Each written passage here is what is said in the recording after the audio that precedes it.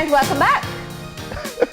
And I did get it right, everybody, if you were watching earlier. We are joined by the team behind Kunahmul Organics. And obviously, looking at our spread here, we're talking lots of healthy food. We're joined by Johnathan Canton and Jenine Wong, who are the owners and founders of Kunahmul Organics. Hello. Good morning. Good morning. Thanks for having us. Yeah. I think healthier just standing beside. I know, it's like, okay, so you are 1 year into this particular product. Well, it's multiple products, but you're 1 year into founding Kunahmul Organics, and you have to tell us, where did this idea come from? Well, we met in Toronto, which is where I'm from. Okay. And at the time, he was doing research and working in immunology, so it seems quite different. And my background is art and fashion, which also seems quite different. But we had this joint love of food, of cooking. We started talking about, how are we getting our food? Yeah, where does it come from? And we also had a joint love for Belize, obviously. So Belize was calling. We wanted to come home, and we wanted to do something that we were passionate about. And it just turned out that we ended up being accidental farmers. Yeah, accidental farmers. From what I know from farmers, it's not so accidental. It's a lot of work. It is a lot of work. Definitely a lot more work than we envisioned. And a lot of adjusting, but we still love it. We love getting our hands dirty and being in nature in that way. So. Yeah. So obviously, when you returned to Belize, there were very clear gaps as to some of the things that were available, right? So what particular item did you start with? Oh, well, the first two products that we actually ended up starting with were tomatoes and peppers. So the reason But those were already here. We didn't have the poblano peppers. We didn't have the poblano peppers. So what we were interested in was heirloom varieties. So varieties that were sort of indigenous to the region, but that we didn't see being grown. So we went for the Mexican varieties of peppers that are from the Yucatan. And that's how we ended up with some Mexican peppers like the poblanos, and that's where it all began. Trinidad. Well, yeah. So we were really excited about bringing different flavors, different colors, making your plate beautiful and delicious. And then you expanded from there, right? Yeah. So really, I mean, everything, I know this is kind of ironic using this word, but everything grew organically. Isn't everything organic? A lot of it was because we wanted access to that food. Yeah. So coming from Toronto, having access to certain kinds of vegetables and being like, oh, I missed that. Let's grow it. Yeah, and I should also mention that a big goal at our farm is biodiversity. So we never saw ourselves growing 1 or 2 or even 3 vegetables. We said we're going to do 30 different varieties of vegetables in a small space and see where that takes us, because we do believe in improving and building biodiversity in the soil and on the land. How big is your farm in Boston? Believe it or not, it's only half an acre right now. It's intensive farming. You guys will have to come visit. Very intensive farming, yeah. How did you prepare yourself to do that? I mean, obviously you had to study or research or to figure out how you're going to get, especially perhaps items not found in this area, how you'd get it to grow. Yeah, it definitely took a lot of time. My background, I'm a biologist by training, and so for me, it was a natural sort of transition and interest to learn about different varieties and to learn how we could adapt them to Belize. So it was just a lot of reading and a lot of trial and error. We've had failures. We've planted things. A lot of trial and error. Yeah, so, but we're learning. What was the most disappointing thing that you planted that you could not get to grow? We're still learning with carrots? Yeah, carrots. Well, I could tell you about a recent disappointment that we've had. So for a long time, our basil was really popular in Belize. We had these little basil packs, and everyone was saying, oh man, we love your basil. Yeah. And then it turns out that this mold had transitioned down from North America and just wiped out all the basil in Belize, and we were just so heartbroken. We were actually in touch with Cornell University to document what was happening, because it's actually a widespread problem right now. Yeah, so. But then it takes you down new paths, because now we're playing around with native varieties of basil. Yeah. So coming soon, we're going to have indigenous. I mean, this is basil that grows in the bush in Belize that we're going to start bringing out. Is it going to taste the same? It's delicious. It's just as good as the other varieties. It's like the different kinds of spinach. change, right? Yes. Oh, I know what you're talking. And very unpatriotic about our own. I understand. We understand that one. Yeah. This is a lifestyle change for most Belizeans. Yes. Who are you targeting? Who's this best catered for? And I know you're going to give me a very wide answer, but there are certain economic realities. Yes. Yes. I mean, I think, and I know what you're referring to, and it's the perception that organic is more expensive, quite more like, and that's something that people have been debating for quite a while now. The truth is, there are certain items that we sell that are, in some cases, cheaper than the conventional agriculture in Belize. It just depends on the outlets. For example, our lettuce is the same price as lettuce from other outlets in Belize. And so what we're finding is that organic can be done quite cheaply in Belize because we don't produce agricultural inputs in Belize. So to do conventional farming in Belize, you have to import all your fertilizer, all your pesticide, all your herbicide, and that costs money. And we have very high oil prices as well. So these sorts of things we don't have to contend with. And so it allows us to have a lower price on our... But you do have to put added nutrients. How do you do that in organic plants? This is What's the process? Organic inputs. organic inputs, and this we actually love working with. I mentioned earlier that we're passionate about biodiversity, and that's not only what we're growing, but also the microbes in our soil. And so we're interested in building soil biodiversity, and we do this by adding organic inputs. That's any material that comes from a living organism or that was once alive. So manures and compost, and that's where all of our nutrients are coming from. Nice. Yeah. Now there is quite a market now for a lot of what you're producing. You know, I sometimes go to the supermarket and, you know, me and somebody else is complaining that there's no more kale left, or you do sprouts and microgreens, and that's also great for tourism because a lot of the chefs want to have these available as well. Yeah. Where do you have your biggest market? At the moment, we do work a lot with resorts. We do work with chefs who are interested in having these specialty items that will make their plate beautiful and also, you know, get tourists and guests excited because it's something that's different and also indigenous to the region. Yeah. Yeah, but what's really exciting too is, and maybe somewhat surprising, is that our Belize city market has just been growing in leaps and bounds as more and more people hear about it. You know, the orders from the local supermarkets like Save You have just been going up and up and up. So it's growing here as well. Yeah. And you also do your prepared Salad mix! Yes. This is life made easy. Yes, yes. And all the packaging is 100% biodegradable, made from plants. Yeah, You're made going to from go corn 9 yards, plastic. man. We're trying. And you're only 1 year in. Yeah. Okay, so I am smelling something here and I'm trying to figure out what it is. What am I smelling on this corner? Probably the mustard greens. Okay. So that is a very spicy Do you mustard. smell it? What we like using it for is almost as a kind of wasabi or a kind of Very- spicy. It is. If you take Very a bite, it has a spicy. bite, Yeah, very It's like spicy. horseradish or something. Yeah. Very Very spicy. spicy, yeah. But what it's I like love mustard. doing is I like Tastes good. roasting it, and it actually takes the Like kick wasabi. out of it. And if you roast it with a little bit of balsamic and a little bit of olive oil, it's delicious, and it's not too spicy, and it's just like full of nutrients. It's great. Didn't expect that. Wake up. Yeah. Yeah. Wake up. Yes, and we can. like wasabi. People, you can include it in a Yes. salad. Salad is not iceberg lettuce. Yeah. They use it a lot in sushi restaurants in Belize. Yeah. That's where we sell a lot of our mustard green because it's like wasabi, like Yeah, you're saying. it has that bite in the end. Yeah. Wake up. So what do we Listen, tacos. I need a lesson as to what we're seeing, right? All right, so we have some kale. This is an heirloom variety in front, and we have some Let's collard make sure greens. everybody's That's seeing it. So this is kale. This also has a very interesting taste too. Yeah, Yes. I think it's interesting because a lot of people often think, oh, kale, I don't know, it's too green tasting. If you actually cut it up and then spread it thinly on a pan, you can make kale chips, and it's delicious. Delicious. Such a good You will alternative. not miss potato chips. Yeah. No, Do you want to try it? It's in the family of the lettuce, no? Of cabbage. Cabbage. Cabbage, Yeah, it's a it's in- brassica.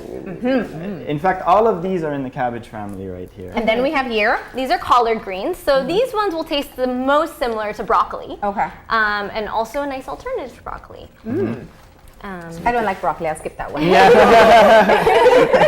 That's the best. I'm just being honest here. That's good because we can't grow it here.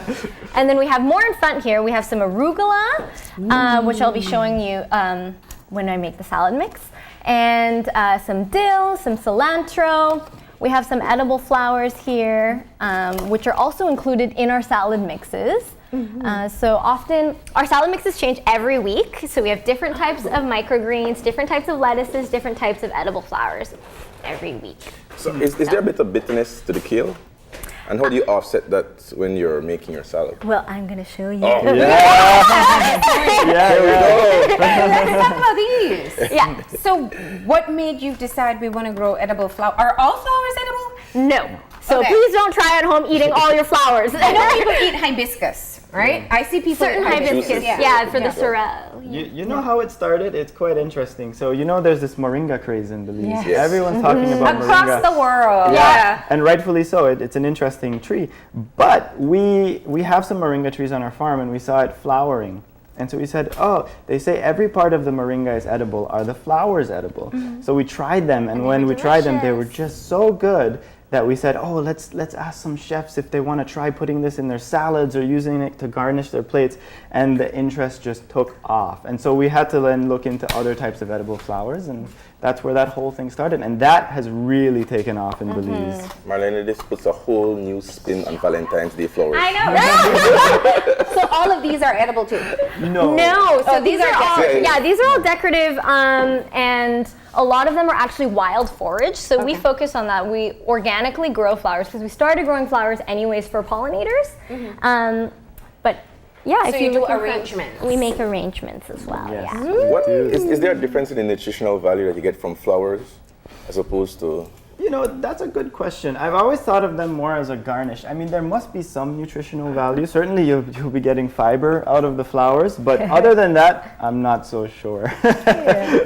They're just beautiful on your plate, and they have a flavor. They add They flavor add a to your dish. floral Wow. aroma. Yeah. Yeah. Like Chef Quillian would say, you eat with your eyes first, right? Yes, exactly. And over there we have, this is what's fascinating because moringa has been in Belize for so long, as has yellow ginger, Yes. but now it's very popular as turmeric. Exactly. Yeah. So these are our health shots. It is cold pressed with our Norwalk hydraulic cold pressed juicer. So it's a special type of juicer that we actually brought in that's different from the conventional juicer, which is centrifugal. I have no idea what that means. You said it. I'm glad you Maybe said they it. know. What's the difference? What makes this better? Okay, so the main difference is that when you use a cold press juicer, when you have two components, you're triturating the Come on again. Tricking it. Grinding. Yeah. pulp, and when you're grinding it, it doesn't overheat the same way it would with another regular juicer.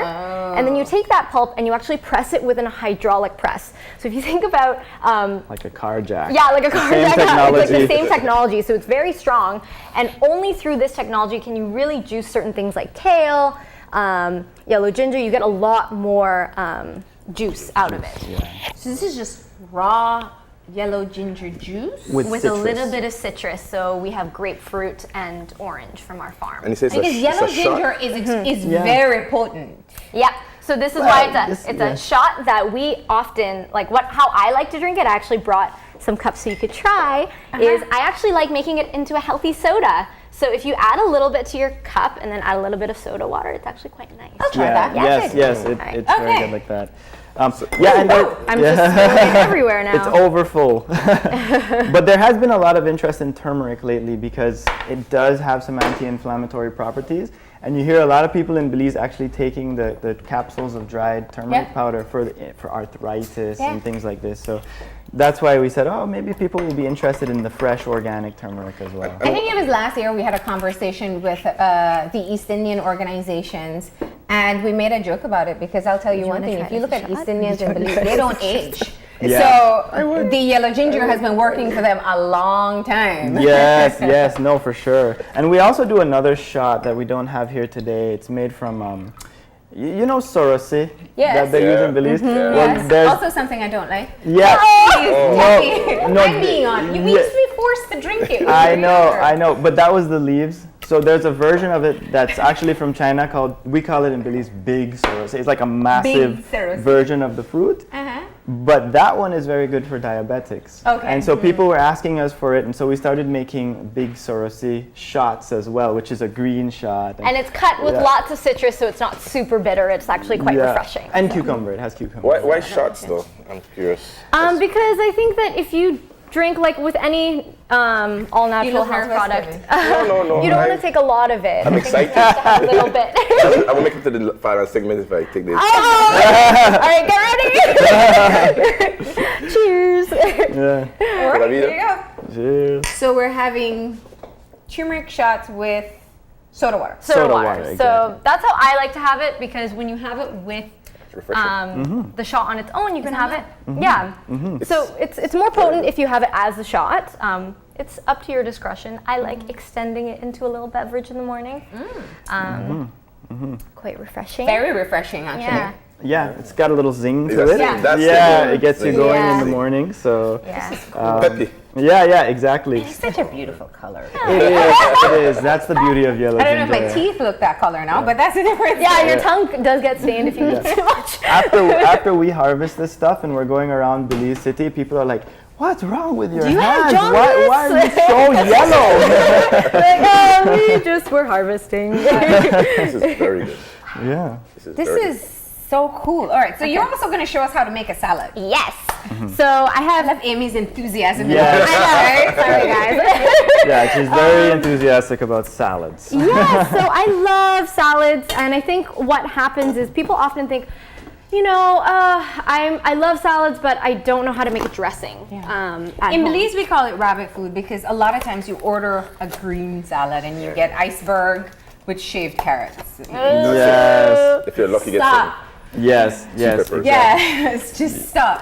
So, talk to us about your experience when you came here and you saw that type of salad. My first time ever ordering a salad in Belize, I got iceberg lettuce, canned mushrooms, and canned olives on top of it. And I was horrified because, not only because I was like, oh, this isn't a very exciting plate, more because Belize is so lush and we can grow so many things, and everything on that plate was imported. Yeah. So, yeah. Including the lettuce. Yeah, including the Including lettuce. the lettuce, So, yeah. So these are all items that you've grown. yeah, Yes. these are all items that we've grown, and each salad mix is made with love. That's beautiful. Just look, just Yeah. the color. Yeah. Like you said, you eat with your eyes. This is. Eat what with do your eyes, and it can also reflect on what a nutritionist said, which is you should always attempt to eat the rainbow. The more different colors you have, the healthier your dishes. Yeah. Yes. And then this is a great way to just be excited about eating a salad. So Okay. all you have to do is grab your salad. Say we're making a big one. And all of our salads are triple washed. That means you can take it out of the case, out of the packaging, and just Straight on eat your it plate. right Straight away. out of the plate. Where were you guys about 15 years ago when I came back home? So the salad mix comes with. So every week it's different, but Okay. it usually comes with 2 different varieties of lettuce, red leaf lettuce, a green leaf lettuce. This week it's red leaf and romaine. Okay. Different types of edible sprouts. So this week we have daikon radish sprouts and sunflower sprouts in there, and edible flower petals. Okay. So I have 2 different sauces that I can make for you guys. The first one that I'll make is quite simple. It's just a dill and cilantro dressing. So We grow dill in Belize. yeah, we That's grow from our dill in farm, Belize. yeah. So, Dill this is what it dill is looks very like. easy. Same family as carrots. So we grow carrots, we grow dill as well. This aside. So there's hope for the carrot problem that you guys are having. Yeah. There's hope for all of that stuff. Yeah. So all you have to do is chop up the dill. You can get some dill at the same time as your salad mix. Take some mustard.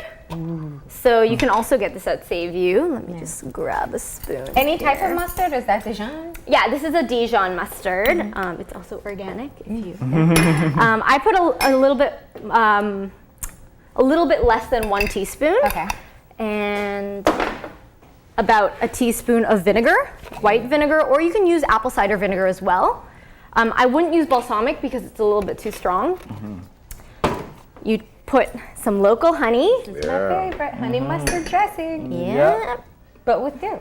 Yeah, and we love the dill. local honey, so. Yeah. So just a little bit, obviously to taste. And then, this is my secret ingredient that I put in all my dressings. A little bit of sesame oil. Yeah. So that you can get at Golden Bay or I'm not sure where else. We get a bulk amount from Golden Bay because we love sesame oil.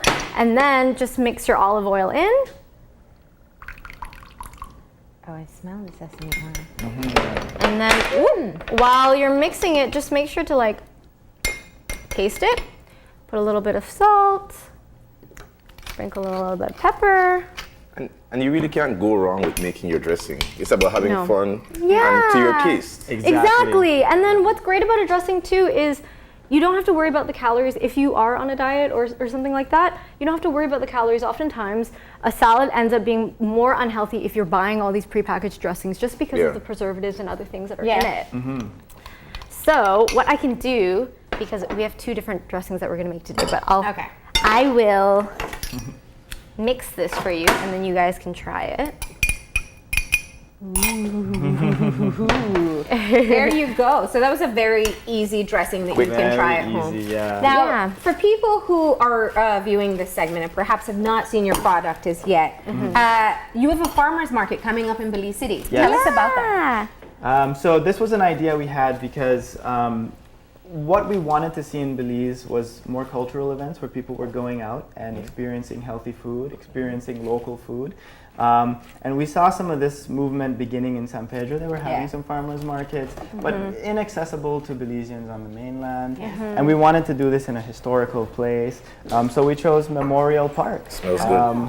And so we're planning on having a farmers market at Memorial Park. What's the date again? March 3rd, and I'm really excited about this because I love Memorial Park. As someone who's not from Belize, you know, that's a beautiful public space that seems to be underused, and we were so excited when we finally, you know, had a meeting with Louis Thompson from Belize City Council, and he helped us out with this What is project. a farmer's market? I'm over here.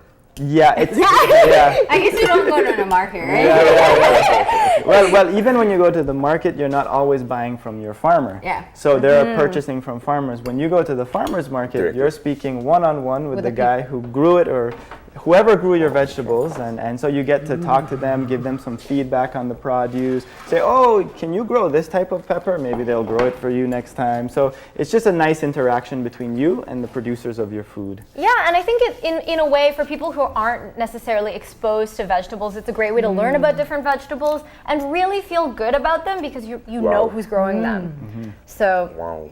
and then I had one You more did all of this in that little time that we saw there just now? It's super easy. If you want to take your lunch, you can just mix it in advance, bring it in a little Tupperware, put it in this, shake it, up. and then you have your lunch to go, and it's healthy. They should have taste of vision. Flour. Yeah. This is very good. Honestly, this is. No, thank you. That Amazing. sesame oil gives it such a kick. It's delicious. Yeah, the sesame oil adds that like extra It's- umami. We'll be getting that. Yeah, it's a little secret that I never knew of until Well, Amy now everybody knows it. Yeah. You don't have a secret anymore. It's no longer a secret. Everybody's open your eyes. Wow. If I'm a parent out there and I'm thinking my child probably will not look at this and it doesn't look like hot dogs or fingers, chicken fingers, I probably can't get them to eat it. What would you tell them? You are the best example for your children. So I really do believe that your relationship to the food will affect their relationship to the food. If you're excited about it, talk about how you're excited about it. If they're not willing to try it, that's okay. If they want to eat something that's maybe more, say they want to eat Pizza. yeah, pizza. Make the pizza from scratch. Make it together and it'll always be healthier. Yeah. You can make it healthy. Yeah. Or engage them, make the dressing together. A lot of times I think that kids, when they're idea. being creative and they're helping you with something and mixing the stuff with you, they want to try it. Yeah. And they're going to try it on the lettuce. And Yeah. then maybe they like it. Make So, kale But chips. this is this is very good. Wow. Thanks. Thank you. And We have a second one? yeah, I do. I was like, ooh, do we have enough time?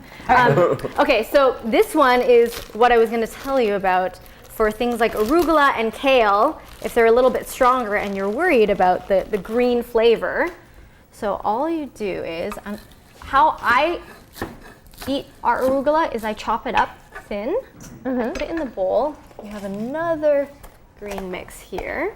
And it's worth mentioning, a lot of people see arugula and they say, oh, it's just another type of lettuce. Arugula is actually a herb. And it usually, well, when we buy the seeds, we buy them from the herb section. And so, It's worth noting we import and so it's one of those things that you're not necessarily eating in massive quantities because it does tend to be a bit potent. And so The first time I had arugula, I said, what? It was just a piece in a sauce. What is that? it can be quite strong, especially in Belize. The climate here makes it a very sort of pungent flavor, but we love it. I mean, once you learn to love it, you can't get enough of it. It's also great roasted. So I actually put some kale in here too, just so I could show you how you can make kale taste nice as well. So we just mix a little bit of tahini, which you can also get at Save Which You. is a sesame seed paste. It's a sesame seed paste. You can make it yourself, but not all of us have the time to. So But it's so much easier to just buy. I call it Wong La paste. Yeah, that's probably the best thing. Are any of these dressing recipes on your website? I don't know. We do have the tahini dressing that we shared on our newsletter, but I can put them on our website for you. Maybe you put them on your case. Here's suggestions. Yeah.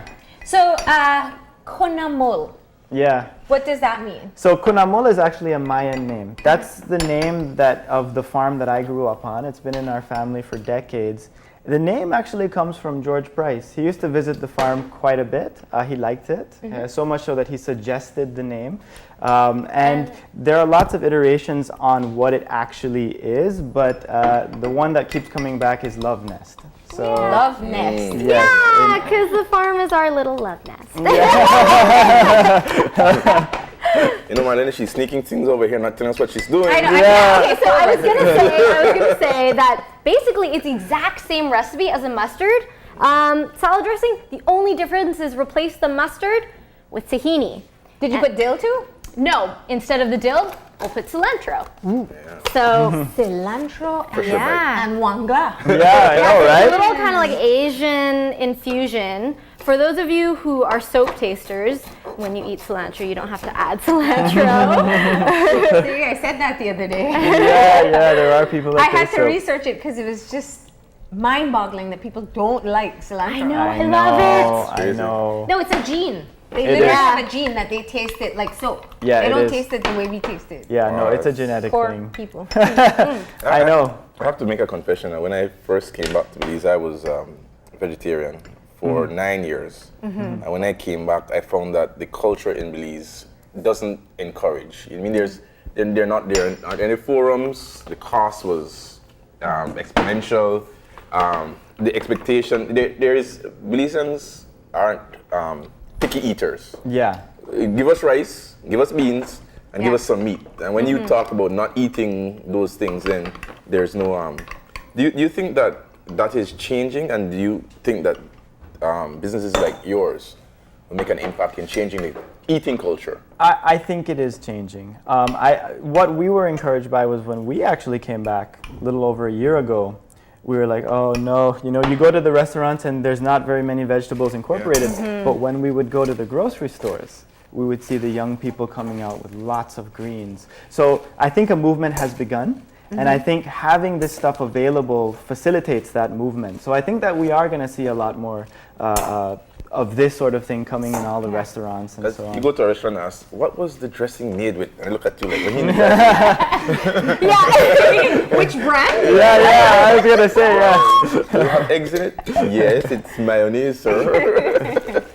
Who made it? Brody's made it. I remember once when somebody said, you had nuts in a salad? I'm like, yes. Of course. All right, so I sprinkled in a little bit of sesame on top of it as well, because that adds some added crunch and flavor.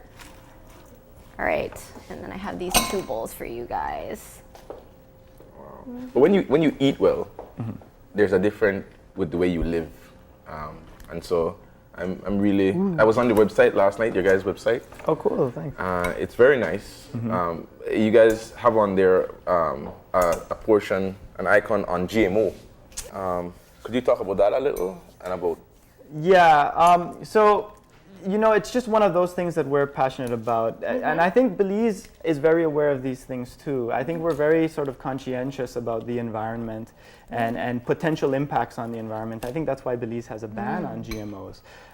So for us, we wanted to celebrate our indigenous varieties, our history, and growing in the way that we've grown for centuries in Belize. And for us, that never sort of included GMOs. And so that's one of the reasons we don't go down that path. The other reason is GMOs often come with lots of herbicide application. So that's kind of the point of some of the GMOs. And we never wanted to do that on our farm. So that's why we are not a GMO farm. There was a stat there that said we've lost 92% of our seeds or something. You mean The seed varieties, Seed varieties. because people are choosing to grow the GMO instead of the... Yeah, that's true. I mean, what GMO facilitates is very large-scale sort of monoculture agriculture, and that's very easy and that's very appealing to the farmer because you can grow a crop huge acreages very easily. But what it also means is that you're buying one type of gene or one type of seed with identical genetics and only growing that and losing everything else. Yeah. Man, I Can I can't just say, choose. I'm not even talking because it's so good. Aw, thanks. This is so good. I can't choose between the two dressings. I can't say one is better than the other. I think they're both superb. That's Oh my god. Oh, thank you. No, no, no, So really. much, guys. Because this one's like a great coleslaw alternative as well. Yeah. If you want like a... And I'm making a national challenge. Anybody who tries the salads, tries the recipe the way you made it, and don't like it, I'm going to refund you. it's that good. Wow. It's international good. I mean, Yeah. I have been Absolutely. to other places where, and then to actually the fulfillment of knowing that this was grown locally, So, another level. here's a question everybody at home is probably thinking. I would if I was watching. This looks so expensive. This just looks like I can't afford it. How cost effective is it? I think it's I think it's very cost effective. So if you actually go and start comparing the prices on a per weight basis, I encourage you to do this. So if you actually go and weigh the amount of produce you're getting, what we're doing with our packages is really ramming a lot of produce into it's them, a about lot a of quarter lettuce pound. and really Yeah. Hefty. Quite hefty amount. I think you'll find that it's quite affordable. Also, we vote with our dollars, so every time you buy something from Kunahmul Organics, you're paying for healthy farmers, happy farmers, healthy biodiverse ecosystems, and packaging that's made from plants and not non-renewable resources. So. So, You know, and I have to say, because this is something, I'll confess it, because I'm really guilty of it. I buy all separate ingredients, and then I can only use a quarter of them because by the time I get around to the rest of the lettuce, Perishable. it's done, you know? Yeah. So buying a salad mix is so much easier because I'm only getting what I need for maybe today and tomorrow. So that really cuts down the waste that happens a lot with vegetables. That's one of the things I saw when I saw your salad mix. I don't have to lose salad every week. I mean, lettuce every week. I mean, like, why can't it be smaller? and then it's great too because the container actually keeps it for longer because it's made from a corn plastic. It actually, we've noticed with our herbs Corn and our... plastic. So it's Okay, plastic that- made that- from that sounds- corn. But you can't eat it. I was- No. No, you can't eat it. Yeah. But microbes can eat it, and that's why it degrades in the environment. So. Okay, I'll stop eating now. What is the next step? Where are you going next? Where are you taking? Where's the next level for So- Kunahmul? Yes, so the way we view Kunahmul is it's a model for sustainable development in agriculture. We view ourselves as farmers, but also as researchers. We're researching ways of growing in conjunction with the environment, not in spite of it. And so we want to share these techniques with other local farmers. We want this to scale up. We want to see more people growing sustainably, organically, and just to see that movement grow in Belize. Because ultimately, too, from an economic standpoint, it actually is easier on the Belizean farmer because they don't have to bring in all these inputs. They can make all the inputs that we use on our farm are generated on our farm. So yes, it's a little bit more work for the farmer, but you know, you're also in a happier environment. You're in an environment where you know that you have workplace safety. Yeah. You know. Today's a day of confessions. Your farm is in Boston. It's a village on the old Northern Highway. That's Just right. close to where my people migrated to Belize. Yeah. It's a very fertile area. Yes. Anything you throw down there grows. Yes. Including carrots. Yeah. Please show us how to grow carrots. But in terms of scaling, do you see, we import a lot of, as you were saying, a lot of our vegetables. Do you see the potential in the future for us exporting? Yes, Kunahmul from Belize in New York. Yes, but that was never our interest or focus because so much of, especially when you're eating a salad or herbs, you Fresh. fresh is best. Yeah. And our whole idea of having a low carbon footprint kind of goes out the door. Sending it back to my family in Toronto. Actually, before we came back, we said we both looked at each other and we said no compromises. You know, we're not cutting any corners. We're gonna keep the carbon footprint down. We're gonna stay local, and we're gonna grow in that way. And we always remind each other, we're like, no compromises. Remember, no compromises. And so these are the Who things wants to that do more shortcuts here? Okay. It's not a confessional. Kevin has confessed enough. But I also see juices. So we're showing the slides from your Facebook, and you do juices. Tell us. Yes, so we occasionally do juices for our farmers market, mostly because it's just us and Joelle on the farm, so it's a lot for us to do juices and everything else. Yeah. But dry season's coming, so hopefully we'll have lots of fruits available, so lots of juices. We use the exact same cold press juicer that we use for our turmeric citrus shots. And we usually make like a watermelon basil cucumber juice. We've also made a green juice, which is really nice for detoxing, a kind of kale, collards, and citrus. Yeah, but it's worth mentioning that the juices are strictly seasonal. So we won't always have certain juices available because, again, that would entail compromises. We'd have to be bringing in fruit from somewhere else. And then we don't know how it was grown. It's like Chef Julian says, there's a reason why it's not in season. Is there a reason why tomatoes aren't a part of the salad? They should be. And right up until about last week, we had a lot of tomatoes on our farm. We're still new, and so the thing is, we're trying to learn how to be more consistent with certain crops, and tomatoes is one of them. Would it affect the shelf life though if they If the tomatoes were in the... prepackaged. 'cause it's a little bit more water based. It might. It might. We haven't experimented with that, and I guess because tomatoes are such an added weight and something different, we thought that it would be best as a separate item because some people don't even like tomatoes, and then they have to pick them out too. Yeah. So, And you do the little tomatoes, right? Yeah, the we cherries. do cherry tomatoes, and those are actually heirloom varieties. So, So if you want to sample any of what you saw here this morning, you definitely want to be at the farmers market on March 3rd here in Belize City at Memorial Park. And in the meantime, if people want to get their hands on some of your products, once again, where are they sold? at Save You, if you're in San Pedro, the greenhouse. If you're in Key Cocker, check out the Dreaded Grape. And everywhere else, you can get us through Shoots Alive. And you're on Facebook and Instagram, and you have a webpage. Yeah. Facebook.com/KO Belize. I feel younger, man.